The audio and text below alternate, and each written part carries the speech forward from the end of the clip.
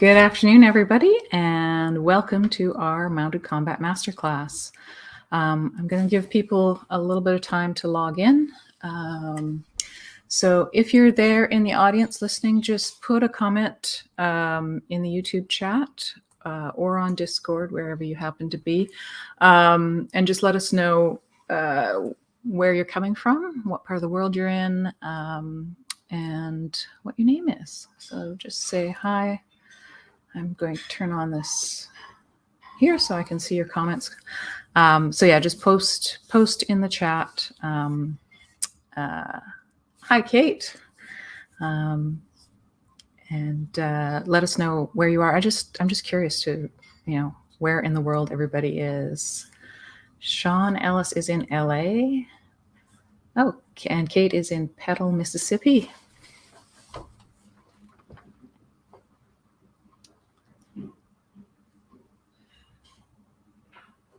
And you can also post your questions here. So, if there's something you are dying to find out today, post that and I will try to answer it today. And if I can't answer it today, then I'll answer it tomorrow or on Thursday.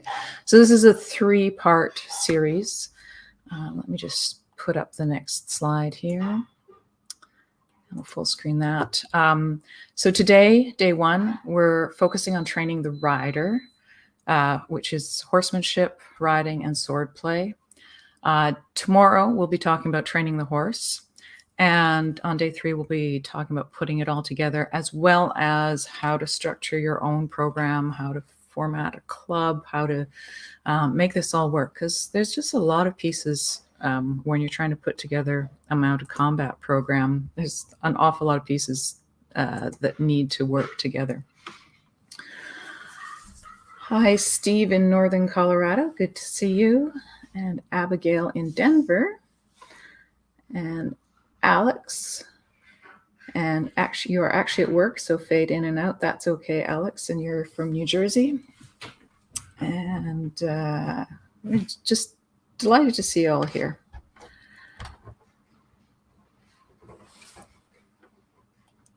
And does anybody have any burning questions, just about the format of the class, like what's going to happen and all that sort of stuff right off the get-go? If you have those, post those. Hi, Melissa. Good to see you. Oh, we have someone from Germany, Eldred. Nice to see you here. Yeah, so if you're just wondering, this class will go for about an hour and a half, give or take. Just depends how rambly I get and how many questions there are. So at the end of class today, we will be covering more questions, but feel free to just pop them up anytime. I don't mind interrupting my flow to answer a question if it's on topic. If it's not on topic, I'll try to answer it at the end. Let me just actually go to the next slide here. So this is today's class, training the rider. So before I get into that, I'll give you a little bit about me. For those of you who don't know, my name is Jen Landels. I'm the head of Academie Cavallo in Langley, BC, Canada. And I've been doing mounted combat since 2010. That was when I had a brainstorm and thought up the idea of pitching it to Devin Borman at Academie Duello. Hey, I've got horses, you've got swords. Let's do something together with them. I was already a student at Academie Duello. I'd been fencing for a few years there. Within a couple of months, we put together a curriculum. I handled all the horsey stuff, and he and another instructor, Maddie, put together all the sword stuff, because at the time I was still, I'd only been doing swordplay for a couple of years, and I hadn't done any long sword at that point. I was a rapier student. Hi, Jess. Good to see you. And so, they put together a little bit of mostly Fiore-based, added a little bit of Bolognese for some of the single-handed stuff, just because Fiore doesn't go into a great lot of detail in single-handed. And I based my curriculum largely on Canadian Pony Club, which my thought was just why reinvent the wheel? The Canadian Pony Club and just Pony Club, the international organization, has an amazing curriculum. They develop the best riders, like the best horsemen. When you come through Pony Club, you know so much about horse health and anatomy, physiology, training, farrier, everything you learn in that. So I thought, well, here's a program that's producing top-notch riders and stable managers. Why not just use that? So I've based my curriculum largely on what Canadian Pony Club does, because that's the pony club that I'm most familiar with. And so in our program, we actually have equivalency. If you've done Pony Club in the past, you come to us and say, oh, I was a C level. It's like, okay, great. We know what level you are. And we also have sort of a basic equivalency with FEI levels and various like Equestrian Canada levels. We've kind of looked at the levels with the Galop levels in France. So everything kind of syncs that way, so that we have sort of a core standard for riding and horsemanship. So anyway, we put that all together in 2010, offered my first class. In the very first class we did, we started it downtown at Academie Duello. I did a whole bunch of theory. We got people to do some physical exercises, talked about safety and all sorts of things. And then we all hopped in cars and carpooled out to the stables, which were in Richmond at the time. And I had one horse I could use, and that was my off-the-track thoroughbred, which sounds like a scary proposition for putting a bunch of beginners on. But she's actually very sweet. She was 13 at the time. And we just practiced grooming and tacking up. And then I basically let people get on her. The beginners were led. People who had some more experience, let them off the lead line. And, by the end of this full day, everybody had sort of got a good grounding. Everybody was fully hooked on doing more of this. And that was how the program started. Very shortly after that, we started looking for some more horses. So Devin decided to buy some for Academie Duello. And I found Jack and Flavie, our two Canadian horses, which very happily turned out to be wonderful, not just wonderful horses, but wonderful examples of what a medieval horse should be. A Canadian horse looks almost identical to the horses that are in the Fiore manuscript, particularly the Getty manuscript.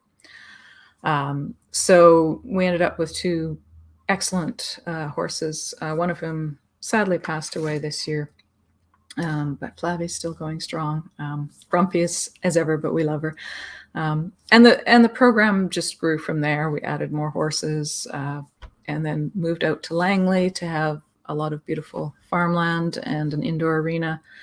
And we sort of, I took the program onto its own last year as Academie Cavallo. We're still closely tied to Academie Duello, and we do a lot of stuff together, but just paperwork wise, it was easier to make that separation.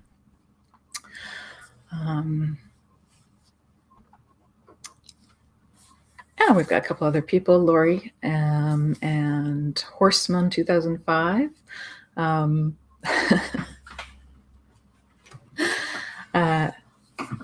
Oh, that's Melissa. Okay, that makes sense. All right. So today I'm going to walk you through how we train our riders. So we have people coming to us from all different backgrounds. We've got people who've ridden before. We've got people who've never ridden before. And we've got people who, rode a bit when they were kids and haven't done anything since. We've got people coming from the swordplay side, from Academie Duello, with lots of swordplay and no riding skills. We have people with lots of riding skills but no swordplay skills. And so, we have to integrate all these people into our program. I'm going to talk a little bit more about that on day 3, on Thursday, when we talk more about setting up your program and things like that.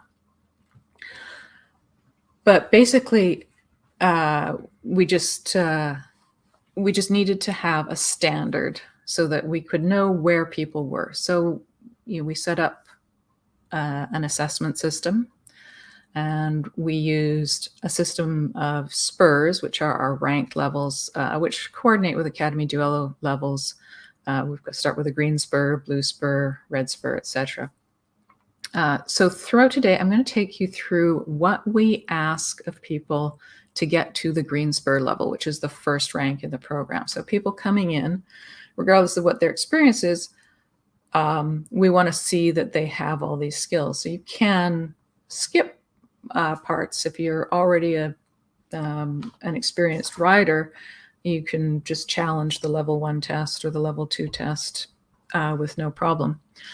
But this will tell you, sort of what our base level of skill that we're asking for in each of these areas. So the first is horsemanship. Let me just full screen this. And horsemanship is key to what we do. It's so important, not in the sense of natural horsemanship or things like that, but in the sense of we need you to be able to handle horses on the ground, to be able to be competent around horses before we put you on their back. That said, we sometimes we'll put you on the back on the lead line just to give you a feel for riding with a sword in hand in our sort of intro classes. But before we seriously start riding with swords in hands, we want you to be competent on the ground amongst horses. Hi, Liz, in Boston. I'm not doing a good job of keeping track of the Discord one. There, I can see Alana's there and Gary, and a lot of other people. Just a reminder, if you're in the Discord chat, to use your real names. We use real names in this. You can set your nickname to be different in this server than in other servers.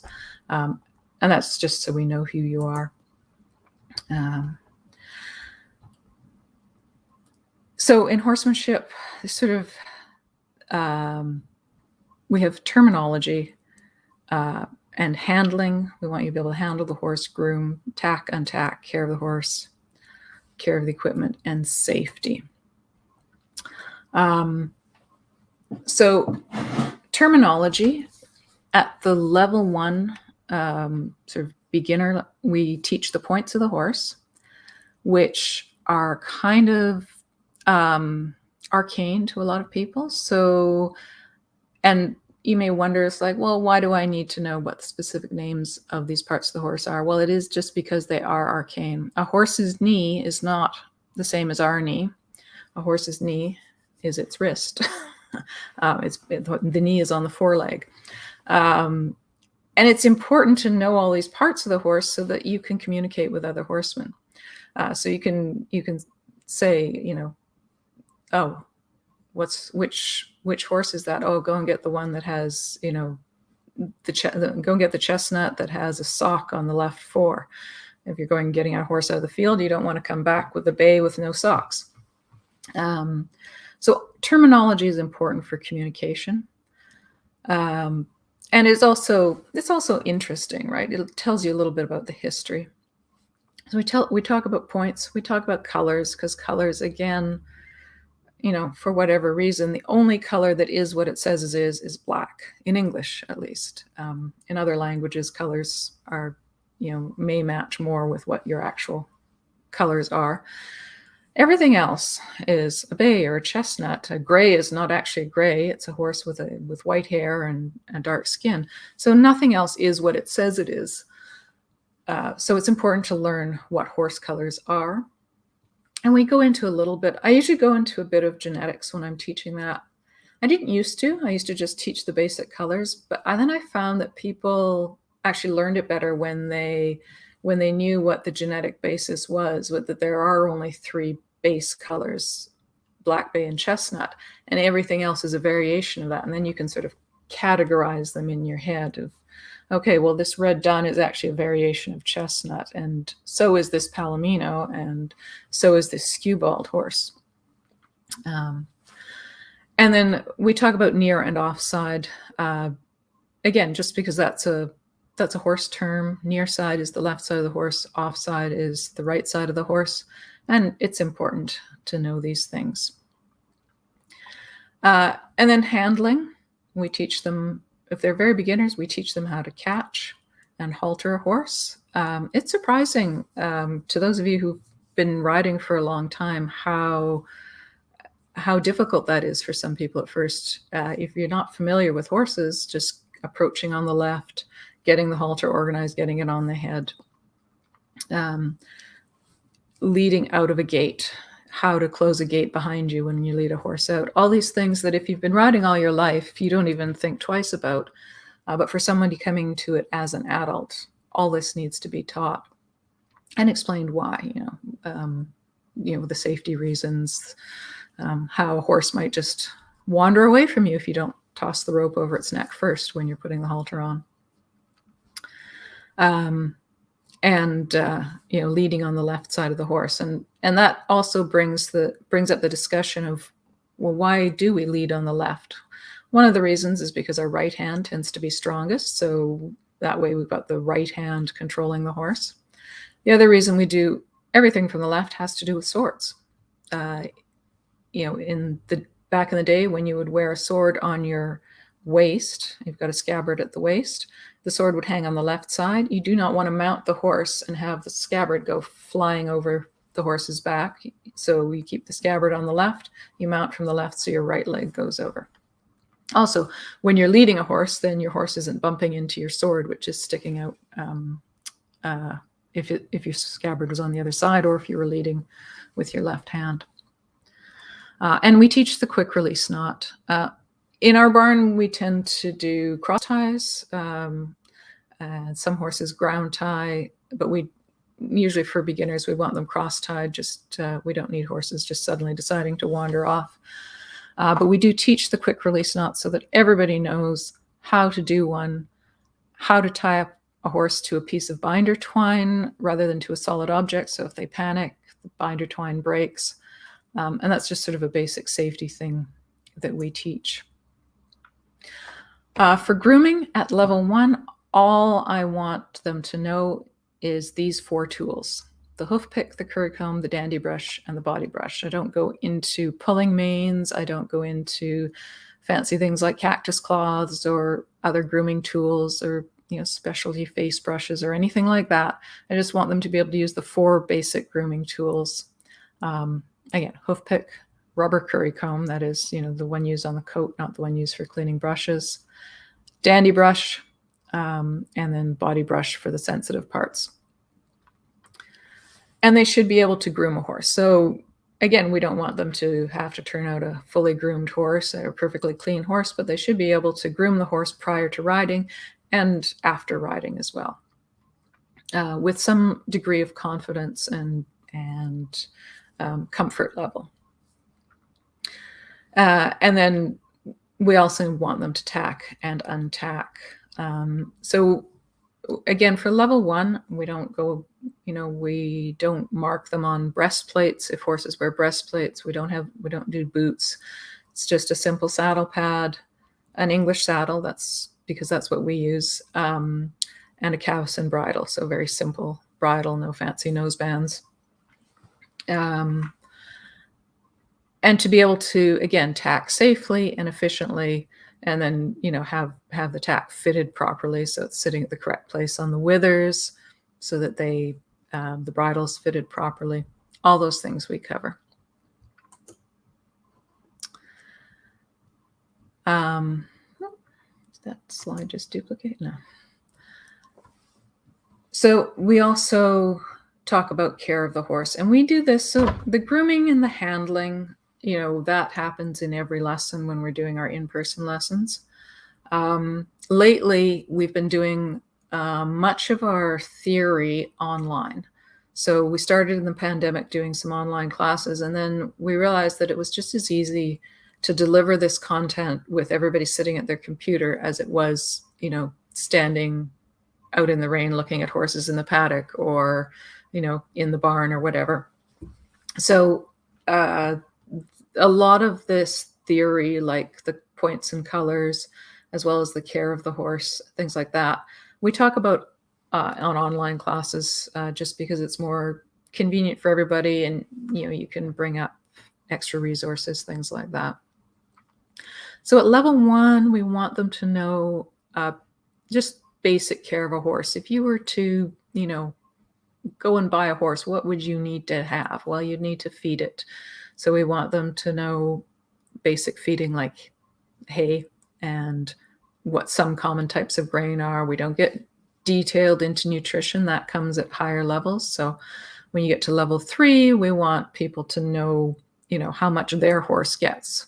And then when we, get up to level 4, they need to start to know nutrients and things like that. Our horsemanship levels are there's 10 levels altogether. And, the most important is, of course, water. How is that delivered? Again, we don't want them to get too specific about methods of delivering water, as long as they know that, the horse should have access to plenty of it, and it should be clean and fresh. Realizing that I'm shaking the camera every time I do that. Sorry about that, guys. And then they want to have shelter. So whether that's a barn and a paddock they'd get turned out to, or shelter in a field, or trees in a field. Again, just the basic concept. They need somewhere to get out of the rain, because horses evolved on the steppes, and if you live in a climate like mine, it's just, the sky right now is just fully wet. I don't even know if there's any space between moisture. And they need to stay dry. If you live in a dry climate, your horse may not need as much shelter as ours do. Security. So that means secure fencing, but we also talk about the need for companionship. So we want them to know that horses are herd animals. You can't just have one. I mean, they are kind of like peanuts. You can't just have one, but they're not happy when you just have one either. And then basic health. So just so that they know, horses need to have their feet trimmed every 4 to 8 weeks, that they may need shoes, that they will, need some veterinary care at some point in their lives, whether it's shots, deworming, things like that. Again, at level 1, we're not expecting any deep knowledge of this, just that, there is veterinary care involved. So you can see here that we're kind of setting people up for horse ownership in this sense. Like, we're not just, these are, people may never own a horse, but at least they're sort of prepared if they suddenly start to go down that road. We've sort of opened the door and are, setting out some, ground expectations. So they're not just like, I'm just going to go and buy a horse. And it's like, oh yeah, there's a lot you have to do. There's a lot of expense. There's a lot of work involved.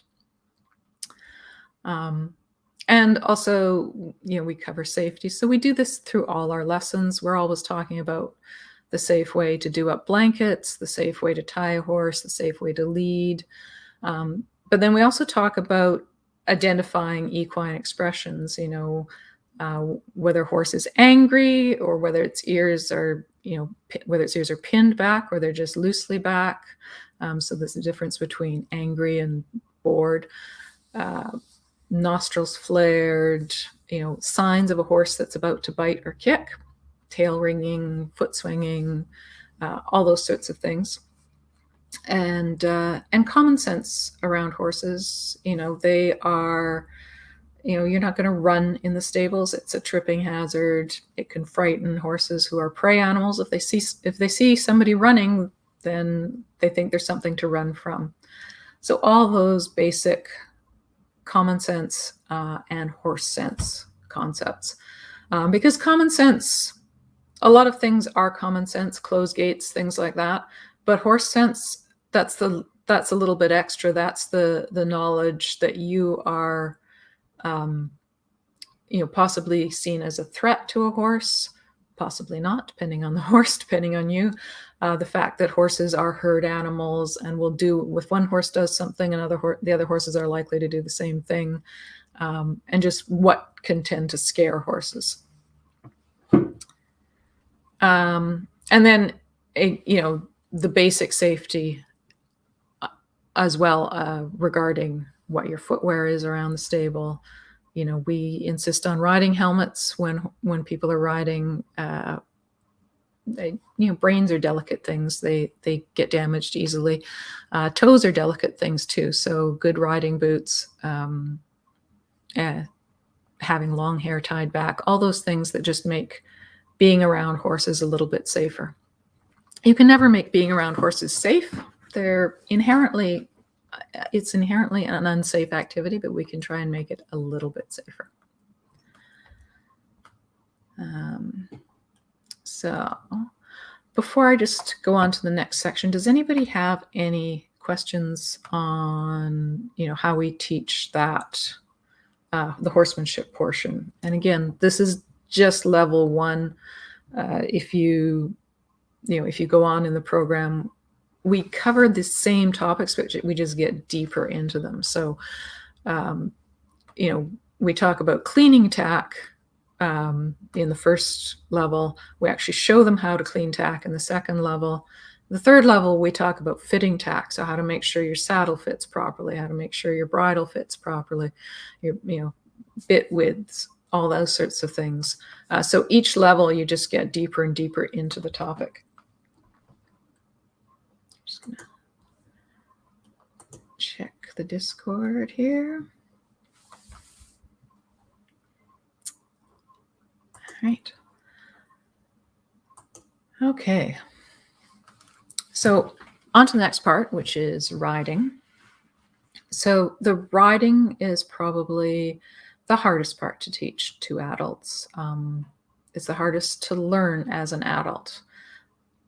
Kids learn riding so fast. So if you got to learn to ride when you were a kid, just count your lucky stars. But that doesn't mean that adults can't learn. I mean, I know lots of adults who started out at ground zero and are now competent, skilled riders. So it can be done. So don't get frustrated with yourself if you're just starting out on your riding journey and it seems to be what is taking the longest to learn. It is what takes the longest to learn. It's just, there's so much multitasking that has to go on when you're riding a horse. It's remarkable. I mean, if you think about driving a car, when you especially say driving a stick, how many things you are coordinating and how much you're doing.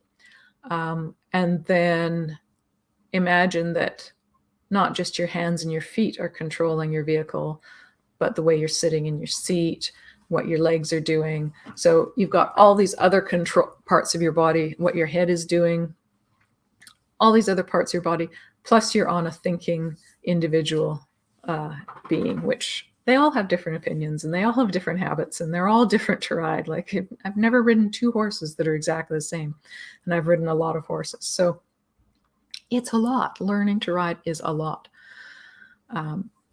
But usually in our program, we can get people to riding level 1 in about 2-3 months.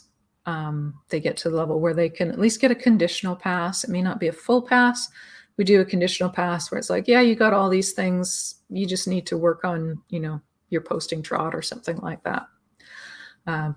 Because again, I don't want to, I'm not going to fail people just because they can't switch their posting diagonal. And if everything else is safe, the main thing about getting to riding level 1 is, can they control their horse enough that we are now at a place where we feel comfortable putting a sword in their hand and letting them interact with other people with swords in their hands from horseback. So that's the main thing. That's the main thing we're looking at when we are passing people or failing them for level 1. And again, like I said, it's not usually a fail. It's usually a conditional pass. It's like, this is good, this is good, this is good. You just need to work on these things. So this is the general categories. And there are actually 15 items in the Riding 1 checklist, but these are sort of grouped down. Let me just full screen that for a bit. So we do a lot around mounting. We want, because it's the basis and, we want a good start from where we're going. So the first thing is, can they adjust their girth and stirrups from the ground? So you want them to be able to know when a girth is too loose. You want them to know that they need to leave that girth loose, walk around a few times, then tighten it up, and to be able to adjust that girth so it's safe to get on. So that's the first thing. Adjust their stirrups from the ground. Level 2, we ask them to adjust them from the saddle, but level 1 just from the ground.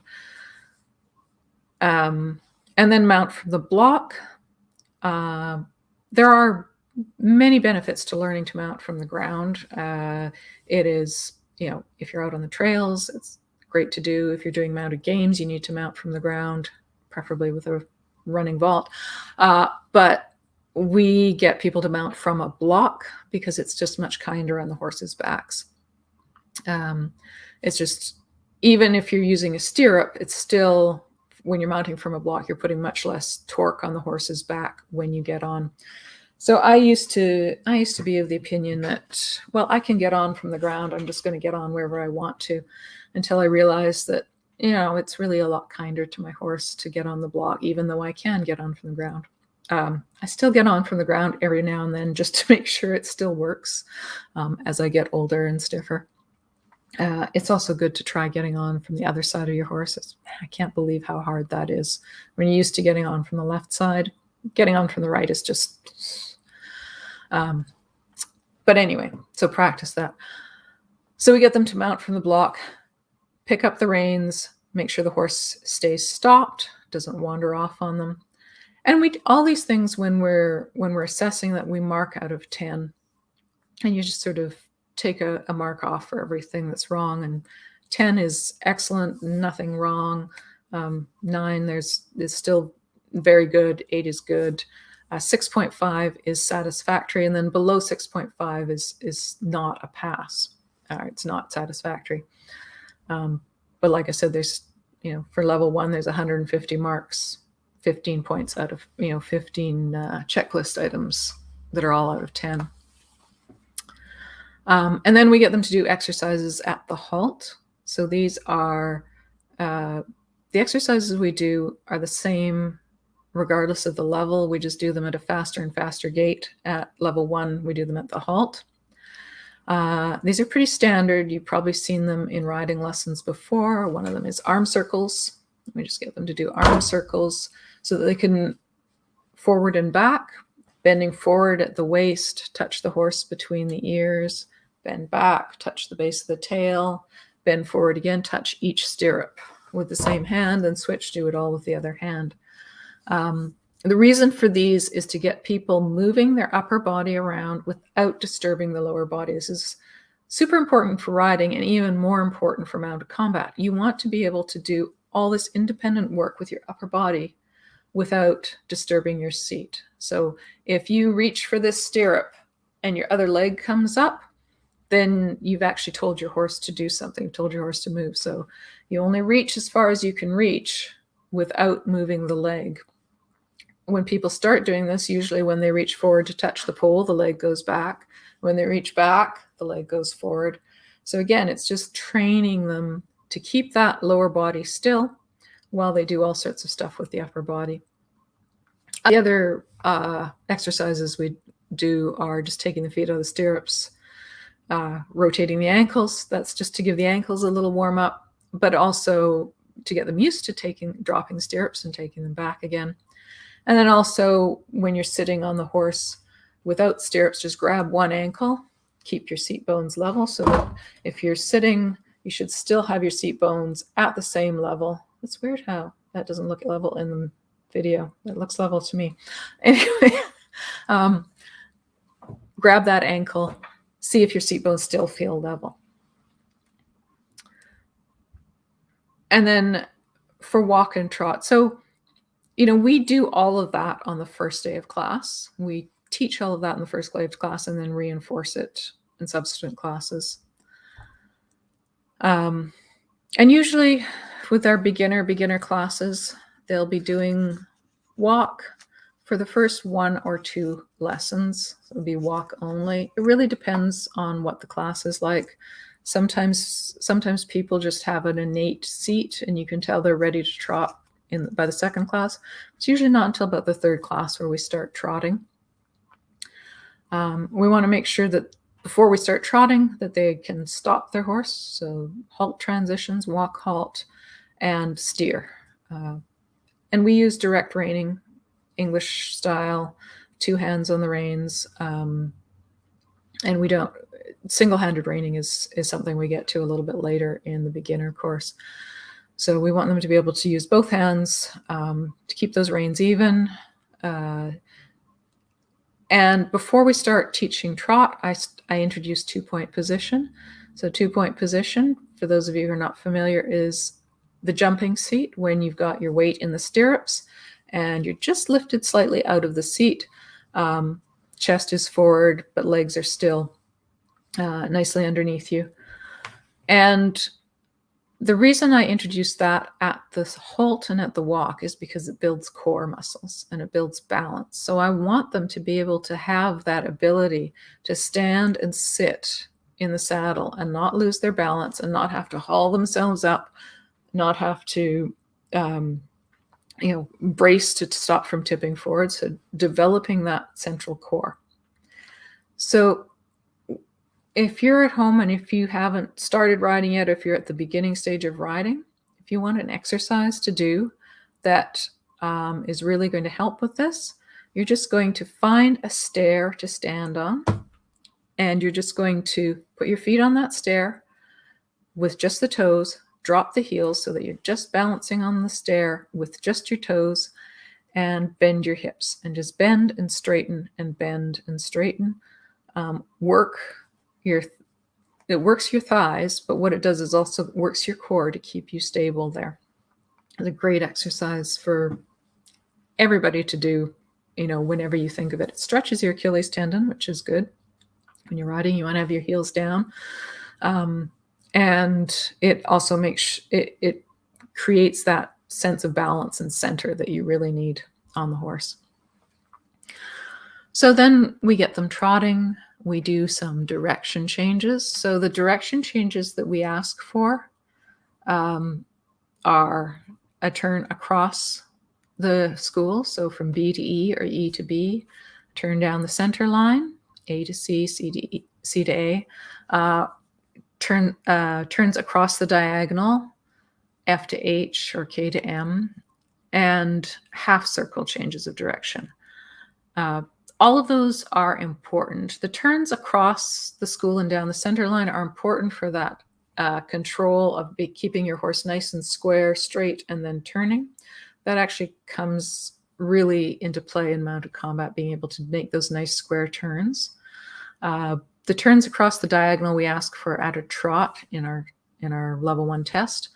And that's because trot, across the diagonal is the longest section of the arena you have. That's your longest straight stretch when you're in an enclosed arena. And that's where the most things can go wrong. You don't have a wall beside you. So if you have a horse that's used to trundling along the rail, going across the diagonal, it's like no man's land, right? You've got to really steer your horse straight. And so to pass level 1, you've got to be at least, got a decent ability to make that turn, come off the rail at say K or M or whatever, and ride to K or F to H, one of those. So those are the, those skills we want to see in place. It tells us that you can turn at a trot, that you can steer at a trot. We ask for the square turns, like across the ring at a walk, because for those we're actually wanting to see a little more accuracy rather than sort of that ability to control the trotting horse. And the half circles we just ask for at a walk. Again, at the level 1. In later levels, we add in half circles at trot and canter. We want to see posting. So we want to see that people can change their posting diagonal. This is just for the sake of the horse's back. And for those of you who are not familiar with posting diagonals, posting is also called the rising trot. And it's where you stand and sit in the rhythm of the trot. You want to be able to switch which leg you're standing and sitting on, so you don't sort of wear a hole in your horse's back by posting on the same diagonal all the time. Posting diagonal tends to be the toughest one for adult learners. For some reason, kids get it just like that. You've got a few kids in the program. They tend to get their posting diagonals right away, and their posting trot right away. I think adults just tend to overthink it a little bit. So if you're having problems with anything like that, just watch some kids' lessons, just channel your inner child. And I think part of it is they just don't care. Right? They don't overthink it. They don't, they're not obsessing about it the way adults do. Oh, my hair is a mess today. And then we also add in trot pools. So we want them to walk and trot over single poles and groups of poles. This is not because they're going to start jumping right away or anything like that. But it's just an obstacle. It's a goal, and it's something that actually helps us tell whether they can steer the horse straight and control the horse, whether they can keep that trot rhythm or whether the horse slows to a walk or rushes. So you get both things. And whether they can keep the horse straight through the trot poles. And it's just good to introduce things like that early on. Yeah. Next slide. There we go. I'll just bring that up again. So single-handed reining is the thing that we teach that is not, say, part of the Pony Club or Equine Canada or any of those curriculums or any of the general English curriculums. And that's obviously the reason we teach that is because we're going to be eventually riding with a sword in the hand, so you need to know how to hold your reins. We teach bridged reining. So if you're holding your reins in English riding, my hands are way too high right now, but that's just so the camera can see. We just teach, put your thumbs facing each other, one hand over the other, grab the bottom hand with the top hand, pull the bottom hand out, and then you should end up with one rein coming out of each side. Some of the things we emphasize is that when you're doing single-handed reining with a bridged reining, you do need a shorter rein. So normally when you're riding, your arms are by your sides. With single-handed reining, your elbow is going to be a little bit more extended, your hand about a third of the way up the horse's neck. And that just allows a little bit easier access. It gets the corners of the horse's mouth more because you have less control than you do with two hands. So bring the hand up higher gets the corners of the horse's mouth. I'll just turn sideways here so you can see. And it also it gives you a little bit of neck reining if the horse responds to the neck reining. It's a little more sensitive higher up on the neck rather than down by the shoulder. And so with single-handed reining, we're asking for many things that we ask with the two-handed reining. So we want to see transitions, walk, trot, halt transitions, simple transitions. We're not asking for halt to trot or trot to halt, just one gait at a time, halt, walk, walk, trot. We're asking for direction changes. So we want to see those same turns across the diagonal, turns across the school, half circle changes of direction. And then we also ask them to show how to hold a whip. We want to see them hold a whip with the reins in two hands as well. I've just got it under this category. So we want them to, even though we don't ask them to use a whip, we teach them how to hold one, how to put their reins in one hand, use the whip, take the reins back in two hands again, and switch the whip. So practice switching whip to the other hand. And I didn't bring a whip up to the house. I can use a ruler here. Switching the whip. That motion there. And then we also teach them how to hold a whip in the sword position. We don't necessarily bring a sword out. Sometimes we do, but sometimes we just take a dressage whip or a longer whip and get them to hold it in a sword position and just ride with it so that they're comfortable riding single-handed and having something else in this hand and are not bumping their horse with it or dropping it or things like that. It seems a pretty simple skill, but it's definitely one you want to check, again, before you put somebody on a horse with a sword in their hand. And then we are overall looking for safety and authority. So safety includes things like being able to take your, drop and retake your stirrups. We include those at many levels. At level 1, we just want them to drop the stirrups at a walk and take them back at the halt. If they can take them back at the walk, that's a bonus. So that involves encouraging the horse to not stop. Some horses just stop as soon as you drop your stirrups. So the rider has to have the authority to ask the horse to continue walking even though they have dropped the stirrups until they get to the next letter or wherever it is they're going to halt and then take their stirrups back. Group riding, we want them to be able to maintain space so that they're not running up behind other horses or holding up the group, so that they have some control of pace in that sense, that they know how to make a circle to create space or slow down or pass on the inside, and also how to pass horses coming in the opposite direction. And again, authority goes beyond safety. Authority is the sense that you are in control, not controlling, but you are in control of your emotions. You're in control of your horse, and you're in control of the safety of yourself and the other people in the ring. And this is really important, right? So that you are mindful of the other people and the other horses in the ring. You are mindful of how your horse is feeling, whether they're having a day where they're just having a little bit of a thoroughbred moment, or whether they're a little bit cranky and shouldn't be. You can warn other people, don't get too close. My horse is a kicker, something like that. So you want to have that awareness and the authority also to know when you're not feeling safe. Like if you're having a day where your emotions are out of control, and that would be a day you're not getting on that horse. And we want people to know that themselves. We want people, that's a hard thing to test, but you kind of get a sense as an instructor, does this person have a good grasp of, how they're feeling, how their horse is feeling, and do they have the authority to ask their horse to do something the horse maybe doesn't want to do, like trot or halt or something like that? Or are they are they under the whim of the horse?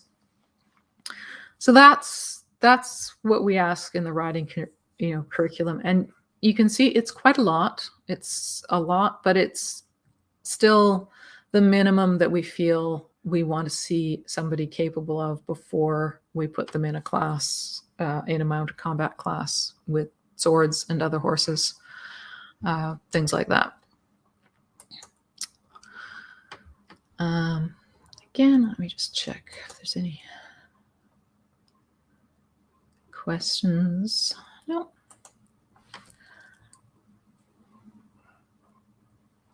So just while I'm going on, just if you feel comfortable doing it, in the comments, just say where you feel you're at as a student. Like, are you beginning? Are you advanced? Are you somewhere in between? Like, beginning means that you're just learning to walk and trot, or you can, if you're a complete beginner, never ridden before. I should have asked that before I started talking about the riding, but you've ridden a horse precisely once. I hope it was a good experience. It must have been a good experience, or you wouldn't be here. So here, yeah, that gives you an idea of the things that you're going to want to work on as you work on mounted combat. And that said, you don't even have to ride to study mounted combat. You can study these arts. You can study the arts of Fiore or Lichtenauer without getting on a horse, you can simulate a lot of that, and we'll talk a little bit about that more later. But the horses do make it more fun. Grew up with horses, but not ridden in quite a while, so it's time to get back on again.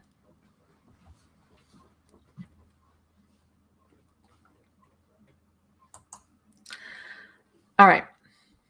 Oops, not too far. So the swordplay. So when we teach the swordplay, the things we want to cover are the terminology. We want to do unarmed stance and movement, basic attacks, basic defenses, mechanics, and false mount work.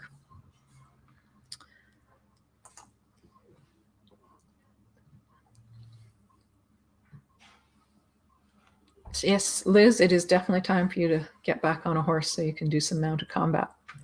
So now that you've told me where you are in horses, where are you guys in your swordplay? Are you HEMA practitioners? Are you never picked up a sword before?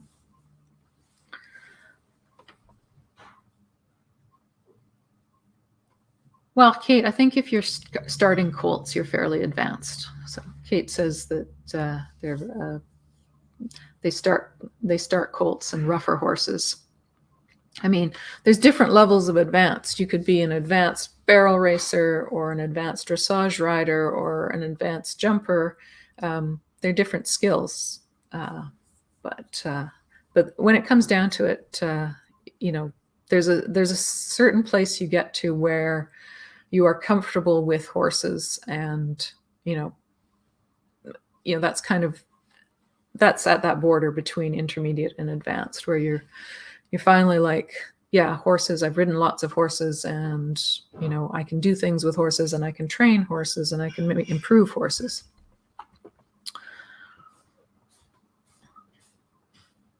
Yeah, and a lot of people have, Anne said, rode a lot as a child, but no formal training. A lot of people have done that. And that's where the horsemanship program is helpful, because you may be really comfortable riding a horse, but you've never learned the terminology and things like that. So it can be quite surprising, when you start doing that and find out how much you don't know. And just remember, it's all terminology. And the reason we teach it is just to get everybody on the same page, so we all know that we're talking about the same thing. And Jess, you're getting beyond beginner. So Jess has actually passed level 1. So she's now getting to the intermediate stage. Okay. All right, so Gary, you've been doing Fiore. That's great.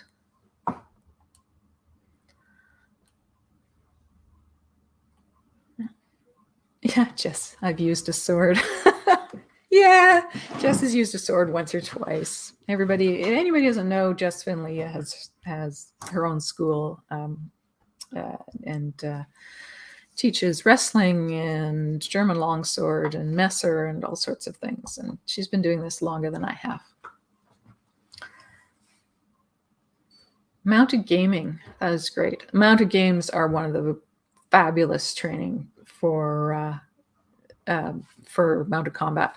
It's just fabulous training for riders. It gets you so comfortable at moving around in the saddle and doing weird things. And the thing I find about mounted games is that people who are really tense riders and who have problems, you suddenly give them a prop and get them doing something else, like, here, put this can on this pole.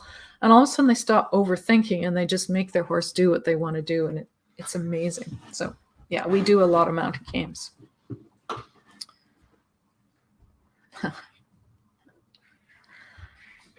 Awesome. All right. So the swordplay, seems a lot of you do have swordplay experience here. And,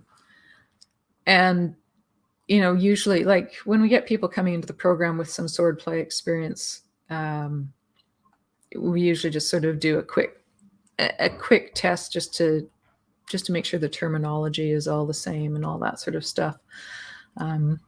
Our terminology, we use Italian terminology with English equivalents. So we'll say, posta di donna, or I tend to say posta di donna more than the ladies' guard, because I don't like the word lady.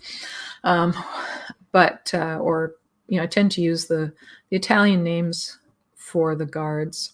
But I will use words like a descending cut and a rising cut, but interchangeably with, say, Sotano and things like that, Fendente. Inventor. Well, now it's time for you to combine the two. Eventers make great mounted combat practitioners. That's just that little bit of level of crazy that we need. Our family is all eventers. We've all done eventing in the past. All right. So for swordplay, yeah, like I said, we do interchange the Italian and the English and try to sort of use it as we go along.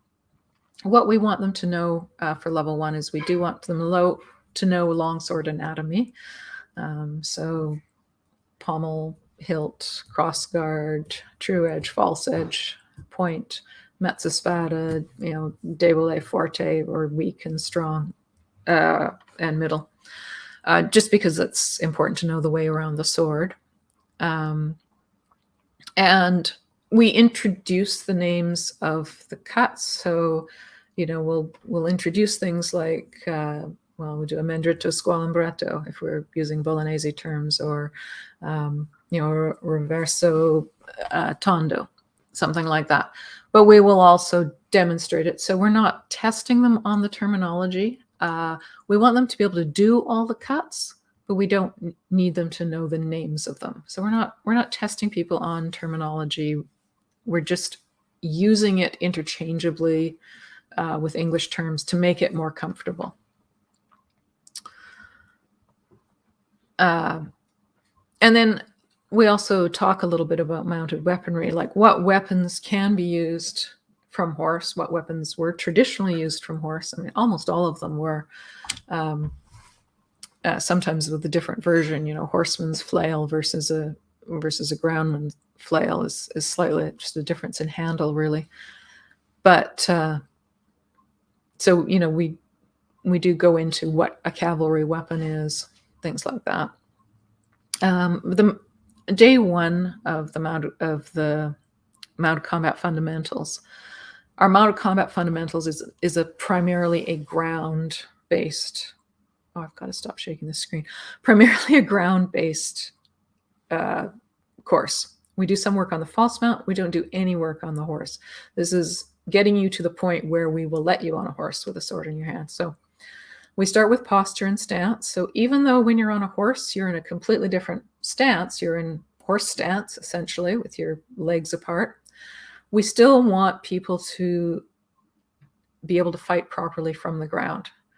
Because historically, you learn to fight from the ground and from horseback. If you were in a melee, you could be unhorsed and you would have to fight from the ground. But it also teaches a lot of body awareness.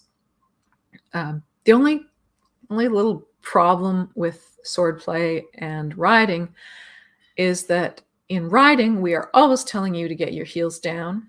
And in swordplay, we're always telling you to lift your heels up.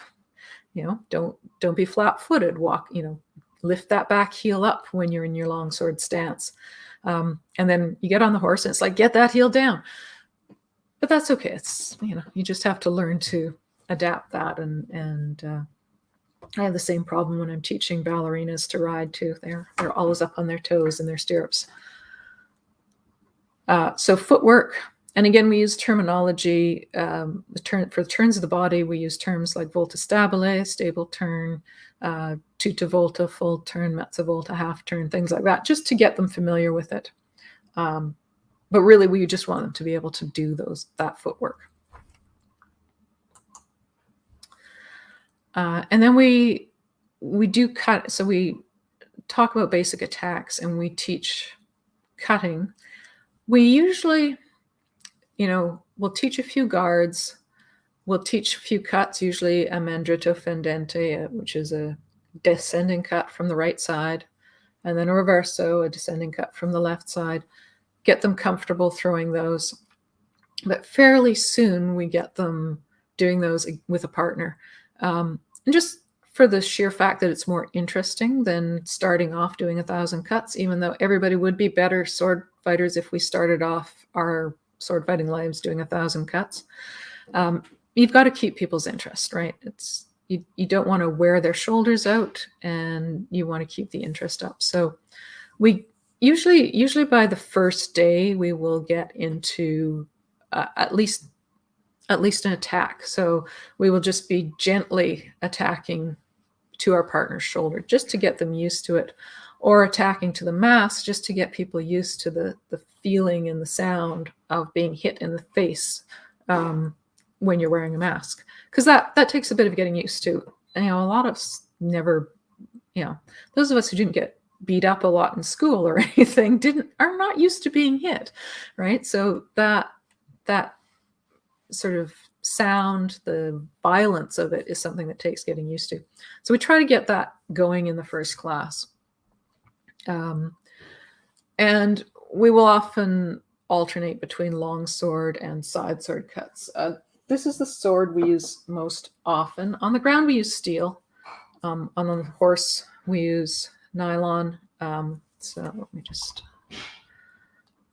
full screen myself here. There we go. Just so you can see that a little bit better.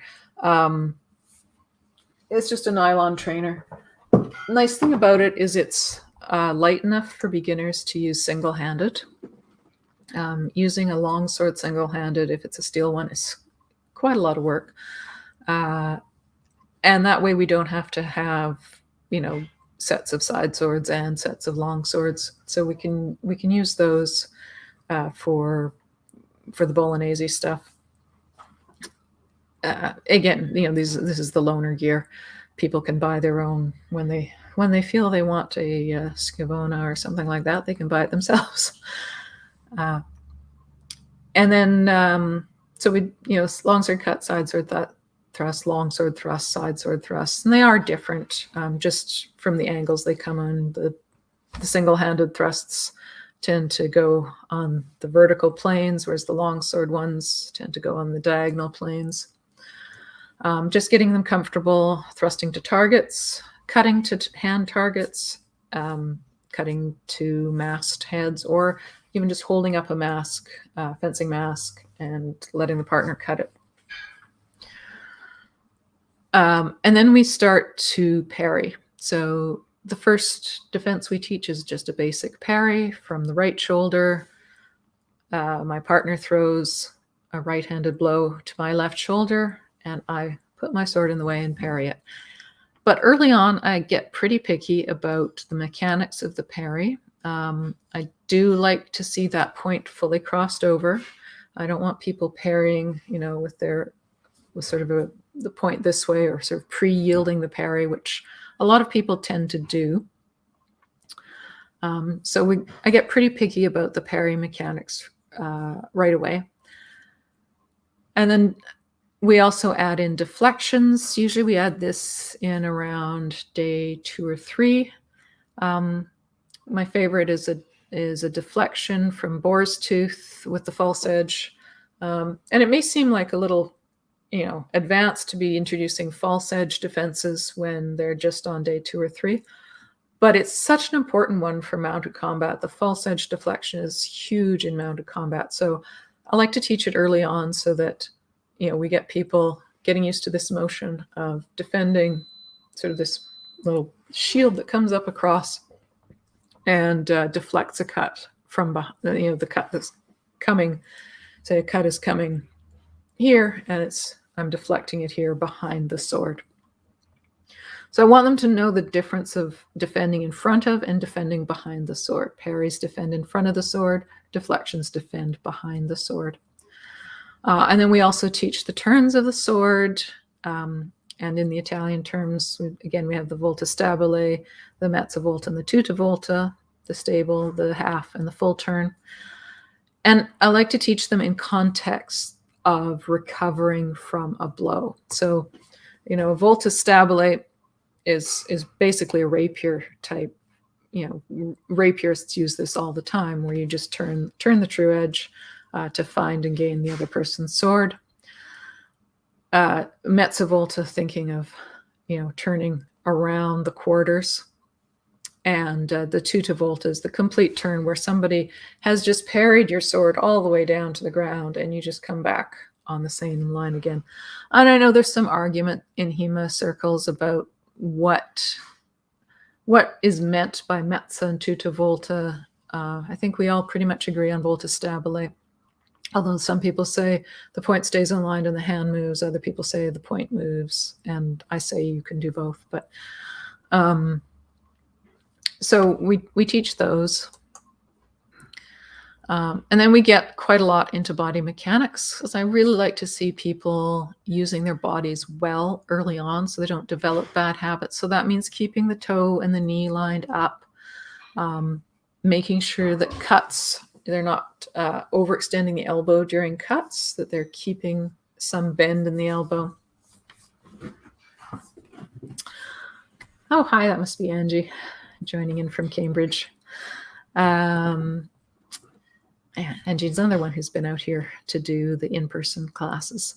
So yeah, so we're watching the mechanics of the cutting, making sure they have good habits, both to protect the body and to have good martial habits. So that means the timing of the hand and foot. You're sending the sword out before you step. And again, I know in HEMA circles, there is, you know, some people say, well, you should throw the blow at the same time as the foot because you get more power. And I say, a sword that's coming at your head has plenty of power all by itself. I would much rather keep my body safe, throw that cut, and then follow with the foot once it's safe to do so. It's just like crossing the road, you know, wait, look both ways, cross when safe.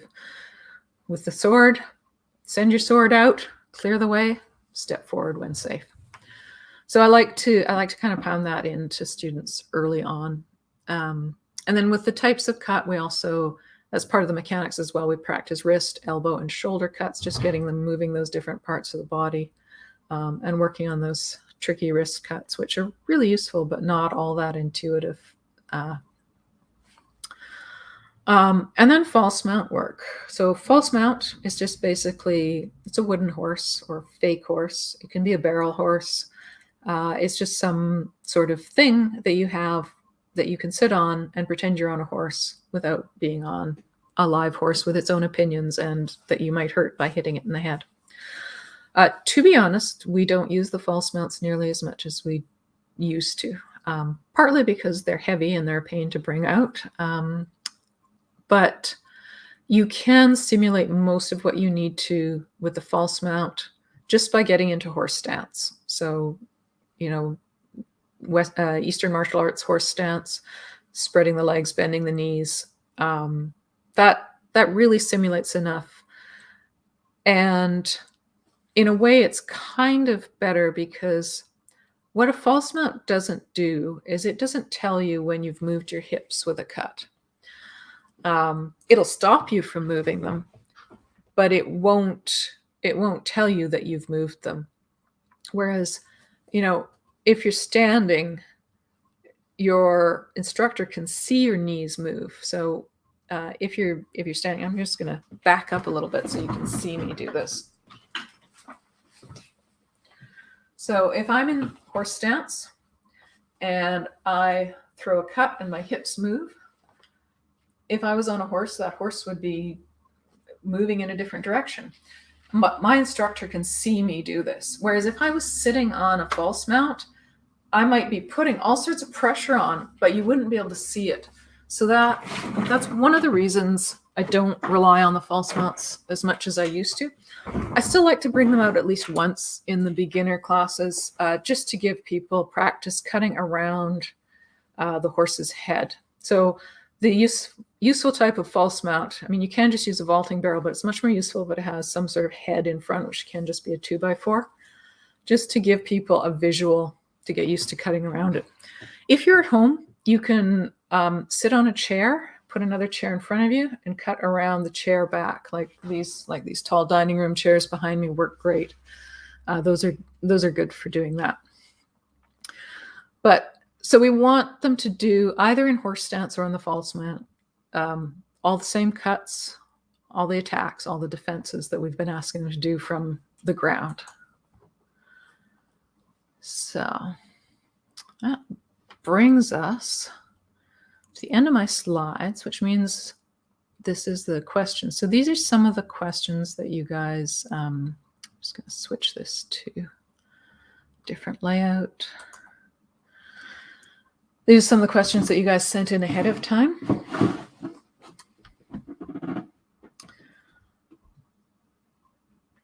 And so I'm going to answer these, but in the meantime, if you want to put more questions in the chat, I will answer them until we run out of time. So one of the questions is where to start. And there was an LOL after that. And it's true, it is kind of like overwhelming, right? How do you even begin to start when there's all this stuff you need to learn? So I would say start with the thing you need the most work on, right? That's probably going to be riding. So if you're not already, if you don't already have a horse, if you're not already taking riding lessons, start taking riding lessons.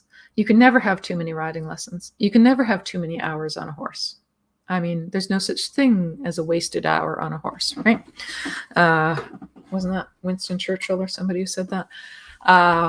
So if you have to start somewhere, start with riding. If that is, out of reach right now, if you don't have stables nearby, if you haven't found a stable yet, you can start with the other things. You can still start horsemanship with learning, right? You can start reading. There's all sorts of reading to do.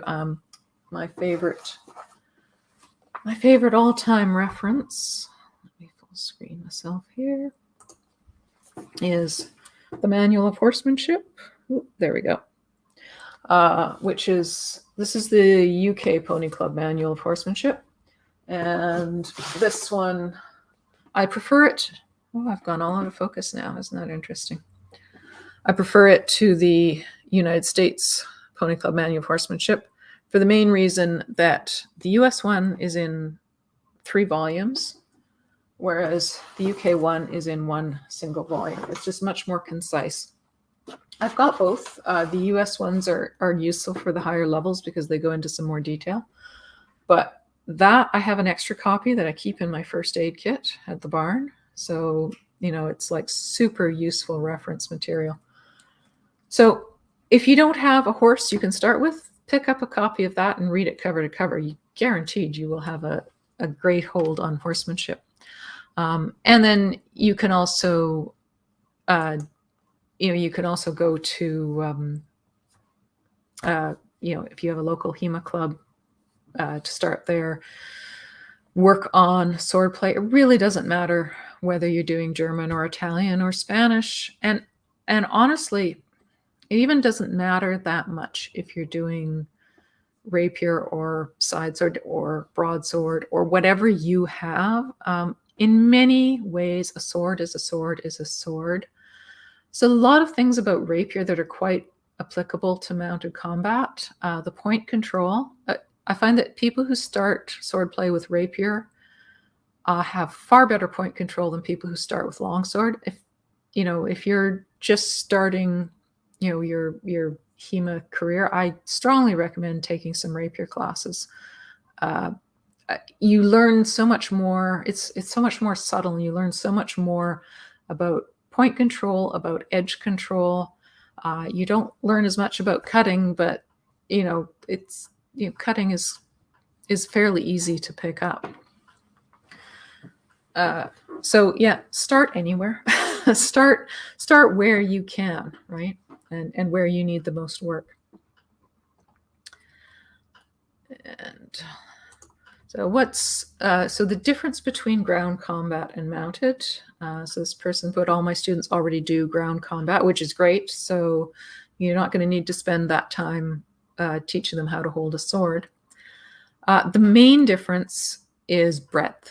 So when you are when you are on a horse, you are this wide, at least. This is a narrow horse, but that fits in my screen. So you are this wide, and then your opponent is this wide, and you have to pass. So when you're fighting on the ground, your opponent is right in front of you, maybe offset a little bit here or there, depending as you angulate, try to find an opening. But when I'm on a horse, my opponent is over here, right? I'm here. I'm on one side of the screen. My opponent's at the other. So all of a sudden, all our interactions are taking place over here, and that changes the angle and breadth. So you can get your students who are on the ground to start practicing by standing as if they were on horses. That means, they would line their right toe up with each other, maybe a little bit off, but you're sort of facing and then offset by the width of a horse. And then just start doing your drills there, keeping your feet still, and you'll find what an amazing difference it makes. And one of the things we do on the ground when we're doing drills for swordplay is to walk. So either have one person standing or both people walking, but rather than approaching in your swordplay footwork, you're going to walk past each other, because that's what you're doing on horseback, really. Like your horses, the walk, if you're engaging in a walk, is a very smooth gait. There's no sort of 1, 2 like this. It's just kind of, you just go forward on a conveyor belt. So that also will change your timing as well as your breadth. There's lots of other differences as well, but really getting on a horse and trying them is the best way to find out, or a false mount, or just trying to simulate that breadth from the ground. Where's my layout? And I already answered this one in the email, but is a medieval style saddle necessary? And no, it's not. It's nice if you have one, it's great. But if you don't, whatever saddle you have is just fine. Medieval style saddles, a lot of them were designed for jousting. And if you're not jousting, it's not a super useful thing to have. The high cantle, is something to brace against here. But you lose a little bit of mobility in sort of getting, if you were doing things like mounted games, they're really hard to do in a medieval saddle because you have a high cantle as well as a high pommel. And, you have to be careful with, be careful if you have a medieval saddle to really check. Have a saddle fitter come and check it to see that it fits your horse properly. Because they aren't as common, they're not, fit can be an issue. So you don't want to hurt your horse's back by having a saddle that doesn't fit properly. It's the same thing with an English saddle or Western saddle. You don't want to hurt your horse's back. But it's harder to find one. You pretty much have to have it custom made, and then custom made again for another horse if you get a different horse. But like I said, if you have one, they're neat to ride in.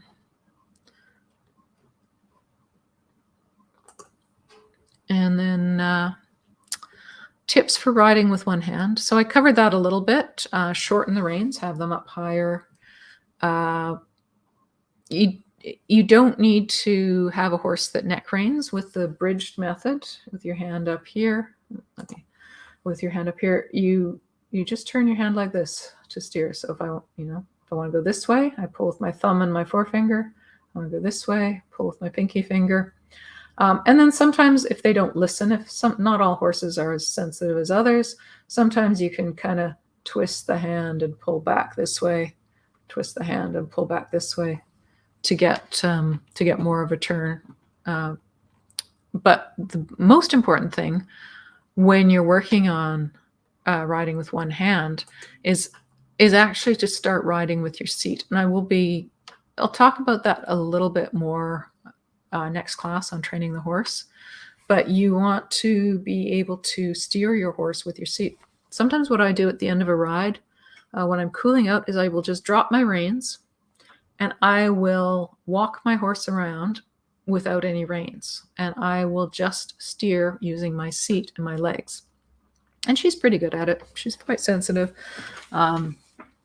Different horses, some horses, especially if you get a school horse that's used to carrying a lot of beginners, they get a little bit dull because they've had to learn to ignore random signals from people's legs and seat.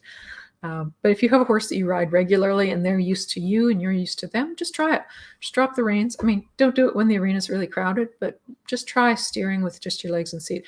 That will help your one-handed steering immensely. But you don't need to teach your horse to neck rein. You don't need a horse that already knows how to neck rein. That's all. It's all doable. Is a heavier weapon better than a lighter and more easy to wield one? No. Oh, heavy weapons suck. Come on, guys. I know there's a theory that you should train with a heavy weapon to build up strength, but if you train with a heavy weapon, then all you're doing is training to use that weapon, and then you go to a lighter weapon, and the balance is all off. It's not the weight of a weapon that makes it more powerful. The weighting can make a difference. So if you have a sword that's designed for cutting, you will find that it's more forward weighted. There will be more weight in the tip, and that helps give it a bigger arc. A sword that's designed for thrusting will be more back weighted, and that makes it easier to hold in an extended position. So the weighting of a sword can make a difference. When you're buying a sword, check out that weight. If you're buying like a cutting sword, find out if it feels good. If the swing of the sword when you do a wrist cut, feels like it's got a nice powerful arc through there. For a rapier or something that you want to use more in a thrusting motion, having it a little bit back weighted is much nicer than a sword that's too tip heavy. And it's just so much work on your arm. But no, don't buy a sword that's heavy or long just because you feel it's a good training tool. Use a club for that. You can steel maces, clubs. You can use those to train. Use a sword that's light and easy to use. My rapier is short and light, and I love it. It's just like it's way shorter than most people's rapiers, and that is just fine.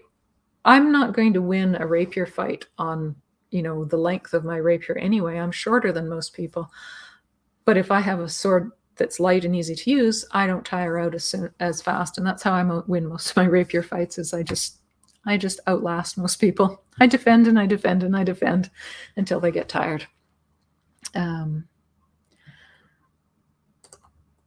Oops, wrong one. That's the one I'm looking for. Here's another. Achieving the proper seat for 15th century war saddles. Well, again, the proper seat is going to depend on the saddle a little bit. So some saddles will put your legs in a more forward position. Some saddles will put your legs in a more downward position. So without seeing your saddle, I can't really say which one it is. But either way, you will see in the documents, you'll see a lot of back weighted. So a lot of jousting, especially, you'll see riders sitting with their legs forward, and they've got the toes pointed forward, and the leg is quite far forward of the girth. That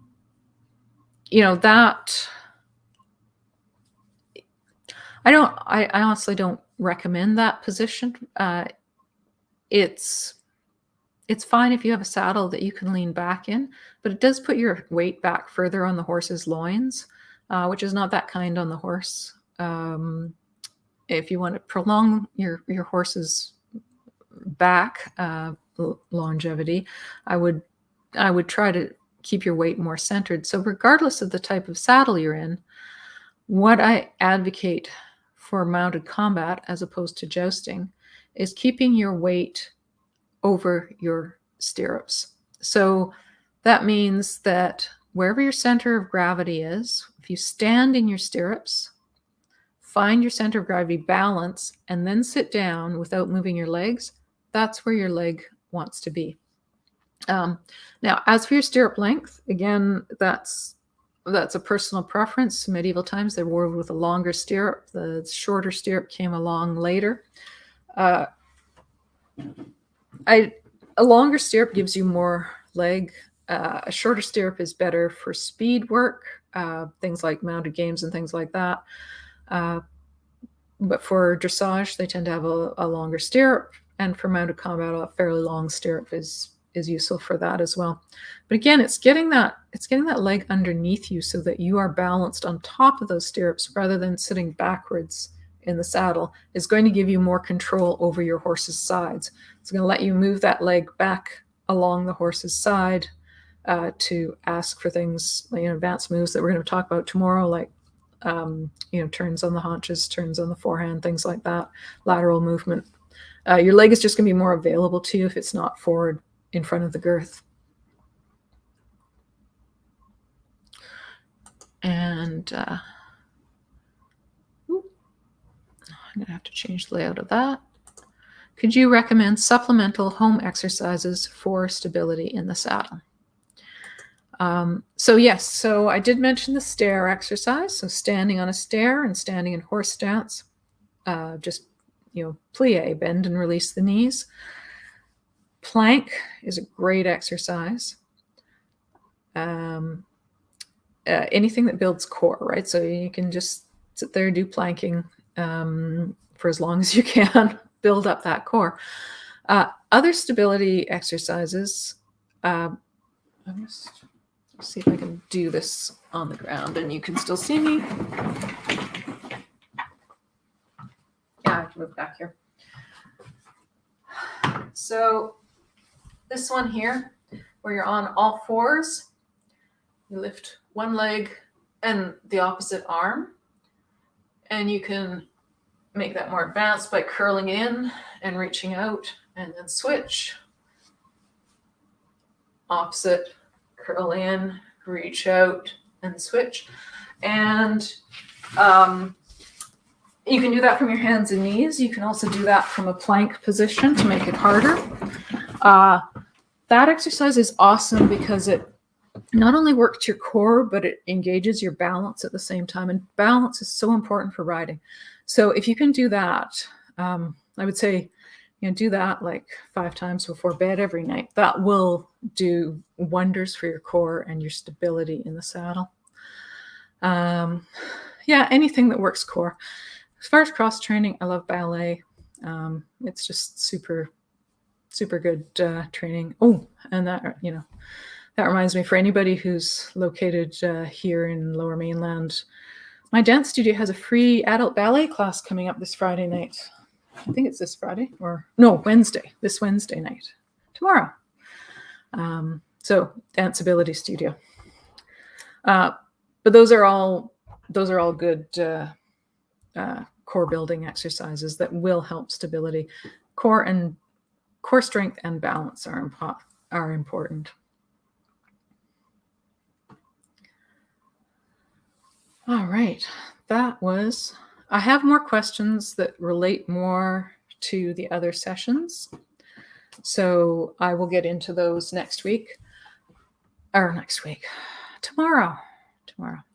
So this is what happens when I talk for an hour and a half. I start to lose my train of thought. So if you have more questions, though, feel free to post them in the Discord chat. And let me just check. And I will try to answer them tomorrow or Thursday. And again, some of the questions you guys sent me ahead of time, I've put up for the end of those sessions because they relate more to training the horse or the curriculum and things like that. So we're right at 2:30, which is about when I said we'd end. So it has been delightful to have you with me today. And I just want to give you a heads up before we go that I am opening up 12 spots for online training. They are available on the website. You know what? I can actually post that. I'll post that in the video. Oh, and I'll post it on Discord. That way you guys can find it there, and I will email you the link. And it's a year's worth of online training, so personalized to what you are working on. Weekly sessions, all that sort of stuff. So I can talk more about that tomorrow if anybody's interested. And I will send you out the link for the video tomorrow. If you missed part of this, it should be available on replay on the same link you found this today. And for those of you that are watching this in replay, I do hope you can join us live tomorrow and send in some questions as well. All right. Well, have a good evening, everybody, and we'll see you tomorrow for talking about training the horse. Bye.